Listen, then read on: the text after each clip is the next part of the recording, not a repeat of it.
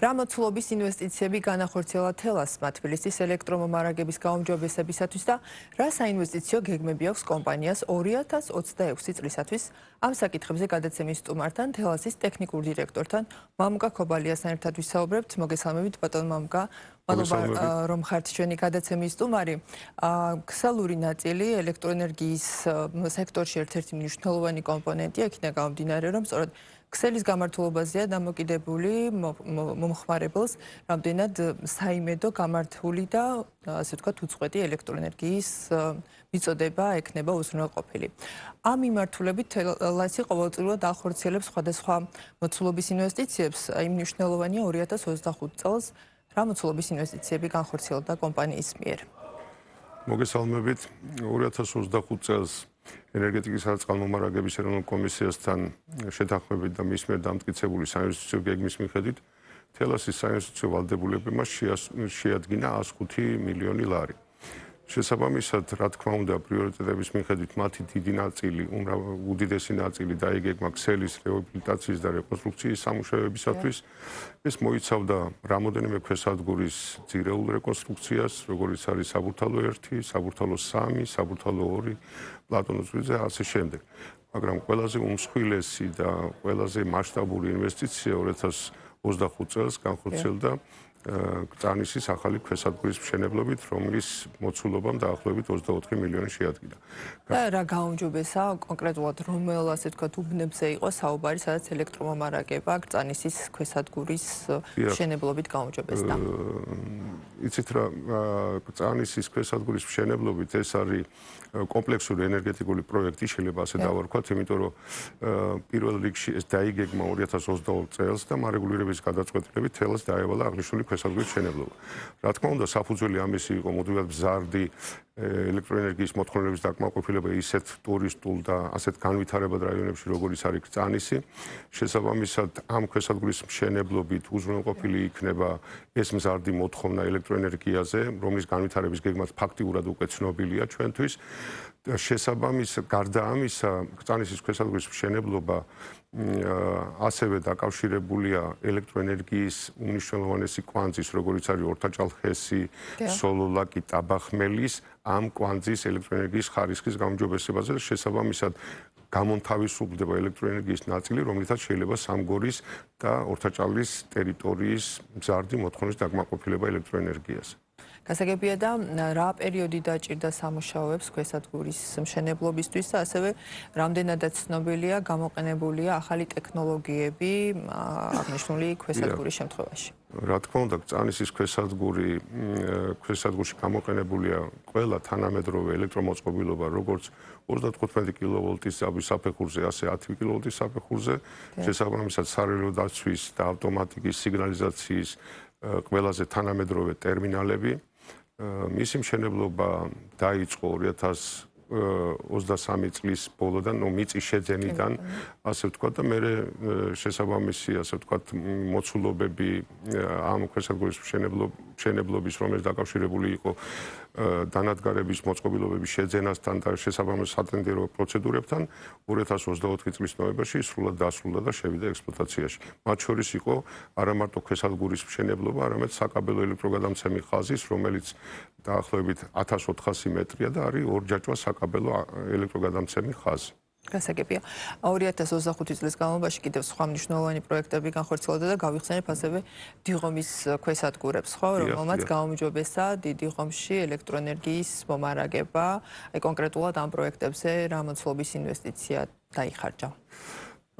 კონკრეტულად დიღომი ორის ქვესადგურის რეკონსტრუქციასთან დაკავშირებით ჩვენ შემდეგ ეტაპზე 26 წელსაც გრძელდება აღნიშნული ტერიტორიის თვითონ გამანაწილებელი ქსელის რეაბილიტაციის სამუშაოები, იმიტომ რომ დიღომი ორის ქვესადგურის რეკონსტრუქცია არ ნიშნავს მარტო მომხმარებლისთვის ასე ვთქვათ მაღალი ხარისხის ელექტროენერგიის მიწოდებას. მათ შორის არის ქსელის უამრავი კომპონენტი, გამანაწილებელი მოწყობილობა და საკაბელო მეურნეობის, რომლის აღდგენაც არის აუცილებელი და მათი ნაწილი განხორციელდა 2024 წელს, ნაწილი 25 წელს და ასევე იგეგმება 26 წელს მათი განხორციელება. გასაგებია და რა პერიოდულობით არის საჭირო ქსელში სამუშაოების განხორციელება იმისათვის, რომ მომხმარებელს ჰქონდეს უწყვეტი მომარაგება. ეს არის სამწლის პერიოდი, რომლისთვისაც ემზადება, ვთქვათ, კომპანია განსაკუთრებით თუ წლის ნებისმიერ ეტაპზე ხდება გარკვეული სამუშაოების წარმოება. მესმის პრიორიტეტების მიხედვით იგეგმება სამუშაოები, იმიტომ რომ მოცულობები შეიძლება ჩვენ გვინდა რომ ყველაფერი დაუშვათ ერთ წელიწადში გავაკეთოთ, მაგრამ სამწუხაროდ არის ის მოცულობები, რომლის ათვისება შეუძლებელია გარკვეული. ამიტომ მარეგულირებელი კომისიაც ამას ყველაფერს კარგად ხედავს და ინვესტიციების მოცულობა ზუსტად ასე იგეგმება, როგორც დაიგეგმა დაუშვათ 2026-30 წლები. სრული რაოდენობა მოცულობის 26-30 წლები შეადგენს 400 მილიონ ლარს, მათ შორის 26 წლის ინვესტიცია შეადგენს 85 მილიონ ლარს. მათი ასე ვთქვათ დაგეგმვა და საკმაოდ შრომატევადი სამუშაოა დაიგეგმოს ზუსტად იმ პრიორიტეტების მიხედვით, რომელიც ასე ვთქვათ ხელშესახები იქნება მოსახლეობისთვის ელექტროენერგიის გაუმჯობესების კუთხით და გამოიღებს რეალურ შედეგს. არა მარტო ჩვენთვის, არამედ მოსახლეობისთვის. გასაგებია და მომდევნო ასე ვთქვათ წლის გეგმებსა და პრიორიტეტებში, როგორც ასე ვთქვათ კომპანიის გეგმებიდან, ზოგადად წინა პერიოდის გეგმებიდან ჩანს, ერთ-ერთი მნიშვნელოვანი მიმართულება არის ჭკვიანი მრიცხველების მონტაჟი, ხომ? აი ამ კუთხით რა შედეგები აქვს კომპანიას დღეისათვის და როგორ გრძელდება სამუშაოები ჭკვიანი მრიცხველების დამონტაჟების კუთხით? ეს შეეხება მხოლოდ და მხოლოდ ახალაშენებულ ბინებს თუ იწყება უკვე პროცესი, როდესაც ექსპლუატაცია ამოწურული მრიცხველების ჩანაცვლება მოხდება უკვე ჭკვიანი მრიცხველებით. დიახ, მოგახსენებთ. რა თქმა უნდა, ახალმშენებლობებში უკვე ყველგან ჭკვიანი მრიცხველი დგება, ყოველგვარი გამონაკლისის გარეშე. თუ ქსელში ახალი მრიცხველი ჩნდება, ეს აუცილებლად არის ჭკვიანი მრიცხველი. გარდა ამისა, და რო ავხსნათ უფრო დეტალურად, რას ნიშნავს ჭკვიანი მრიცხველი, რითი განსხვავდება იგი სტანდარტული, რაც ვიცით, ასე ვთქვათ, კლასიკური მრიცხველებისგან, დიახ. ჭკვიანი მრიცხველი, ასე ვთქვათ, აღრიცხავს ყველა იმ პარამეტრს, რომელიც შეიძლება დარღვევით მიეწოდებოს ელექტროენერგეტიკის მის ხარისხზე, დაუშვათ ხელმისაწვდომობა უფრო მარტივია. ასევე მარტივია მომსახურება როგორც ელექტროენერგიის შეზღუდვის, ასევე მისი ჩართვის თვალსაზრისით და საკმაოდ სერიოზული რესურსი თავისუფლდება იმისთვის, რომ მომხმარებლისთვის კომფორტული იყოს და ასევე შემიძლია ვმართო, ხო? თვალყური ვადევნო ასე უბრალოდ მომხმარებას, რომელსაც პირადი კაბინეტი ჰქვია და შესაბამისად შეგიძლიათ თქვენი მოხმარება აკონტროლოთ, ყოველ საათური მოხმარება 24 საათიანი და ასე შემდეგ, რომელი პარამეტრის დაგჭირდებათ ამ კუთხით. ეს შესაძლებელია და 40,000 მრიცხველი არის საშუალოდ შეცვლაზე ყოველ წელიწადს ჩვენი ინვესტიციები დაგეგმილი და ასევე გრძელდება 2026-30 წლის განმავლობაში. გასაგებია და თუ არის აი თბილისის მასშტაბით კონკრეტული რაიონები ან ლოკაციები, სადაც უკვე განხორციელდა და შემდგომ ეტაპზე უკვე იგეგმება მომდევნო ლოკაციის გამრიცხველიანება ჭკვიანი მრიცხველი. ხო, ჭკვიანი მრიცხველების შეცვლა, მე მგონია რომ კომპანიამ სწორი გადაწყვეტილება მიიღო, არ აგვირჩევია ერთ-ერთი კონკრეტული უბანი, იმიტომ რომ თითქმის ყველა უბანში, ასე ვთქვათ, თანაზომიერად ხდება ზოგან მეტი, ზოგან ნაკლები, მაგრამ იმის მიხედვით, სადაც ეს აუცილებელი იყო, უფრო სწორად აი ისეთ უბნებში, კერძო სექტორებში, სადაც პრობლემაა გადაადგილების ან კორპუსებთან ასე შემდეგ, რომ ჭკვიანი მრიცხველების ეფექტი მაქსიმალურად სწრაფი იყოს. ისევე როგორც ჩვენთვის, ასევე ჩვენი მოქალაქეებისთვის, ჩვენი აბონენტებისთვის. გასაგებია და ბატონო მამუკა, კი ვისაუბრეთ ზოგადად სამოულო გეგმებზე და იმ მოცულობაზე, რომელიც განხორციელდება თელასის მიერ მომდევნო წელს. ზოგადად სემექთან შეთანხმებული ინვესტიციები მომდევნო 5 წლის განმავლობაში აღემატება 400 მილიონ ლარს და საკმაოდ მასშტაბური ინვესტიციაა ეს სექტორისთვის და ქსელისთვის და რომ გამოვყოთ ის პრიორიტეტული პროექტები, რომელსაც კომპანია საწყის ეტაპზე განახორციელებს, ან ზოგადად როგორ ხდება საინვესტიციო გეგმის შემუშავება, რის მიხედვით ხდება დახარისხება იმ სამუშაოებიც, რასაც შემდგომ ეტაპზე უკვე კომპანია ასრულებს. დიახ, მოგახსენებთ, საინვესტიციო გეგმის შემუშავების პრიორიტეტები პირველ რიგში არის ელექტროენერგიის მიწოდების, ასე ვთქვათ, მასშტაბურობა, სადაც შესაძლებელია, რომ ეს ინვესტიციები განხორციელდება იმისთვის, რომ ეს მასშტაბურობა მაქსიმალურად შევამციროთ, თუ ეს გამორთვის საშიშროება მაქსიმალურად იყოს შემცირებული. გარდა ამისა, მარტო ეს ანალოგიურ ქსელში იგეგმება, ასე ვთქვათ, საკაბელო მეურნეობის რეაბილიტაცია, სხვადასხვა გამანაწილებელი მოწყობილობების რეაბილიტაცია და ასე შემდეგ.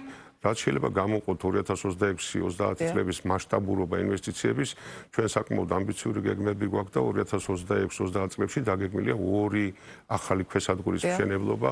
ერთი მზიურში ეს არის ერთამოვიდეს მიმდებარე ტერიტორია ყოფილი ზოოპარკის მიმდებარე ტერიტორია, რომელიც ძალიან მნიშვნელოვანი პროექტია, ასე ვთქვათ, ამ ზარდი მოთხოვნის დასაკმაყოფილებლად და ასევე ვაშლი-ჯვრის ქვესადგურის მშენებლობა, რომელიც კარგად მოგეხსენებათ, როგორ განვითარდა და რა სწრაფად ლისის ტერიტორია. შესაბამისად, ეს ქვესადგური მაქსიმალურად შეუწყობს ხელს, ასე ვთქვათ, სტაბილური და შეუფერხებელი ელექტროენერგიის მიწოდებას ამ ზარდ რეგიონებში. გასაგებია და ყველა ეს პროექტი უნდა აღინიშნოს, რომ მისი განხორციელება იმისთვის, რომ კონდეს თბილისში უკეთესი ელექტრომომარაგება, საჭიროებს გარკვეულ წვეტებს, რომელსაც გეგმური წვეტები ქვია, რომელსაც მოსახლეობა საკმაოდ ხშირად აპროტესტებს და გეგმურ წვეტებთან დაკავშირებითაც, რომ განმარტება გავუკეთოთ მოსახლეობას, რატომ არის მნიშვნელოვანი მსგავსი წვეტები იმისთვის, რომ მოხდეს ახალი ობიექტის ქსელთან მიერთება თუ გარკვეული სამუშაოების ჩატარება.